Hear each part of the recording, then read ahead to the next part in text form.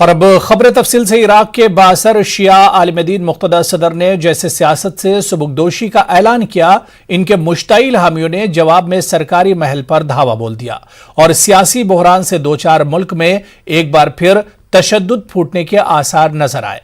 Muqtada सदर की जानिब से सियासत से हतमी रिटायरमेंट का ऐलान करने के फौरन बाद इनके सैकड़ों हामी निगरान हुकूमत के महल की तरफ दौड़ पड़े। सदर के हरीफों को हुकूमत बनाने से रोकने के लिए हजारों अफराद ने इराक के पार्लियामेंट पर धावा बोल दिया।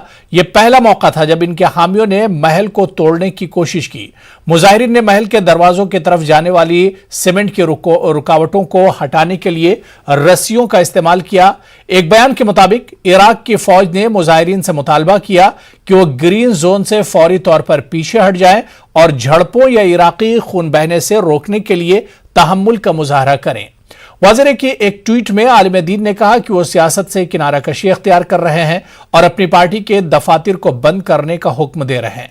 यह पहली बार नहीं कि सदर ने सियासत से रिटायरमेंट का ऐलान किया है, लेकिन बहुत से लोगों को खदशा है कि इससे कशीदगी मजीद बढ़ सकती है।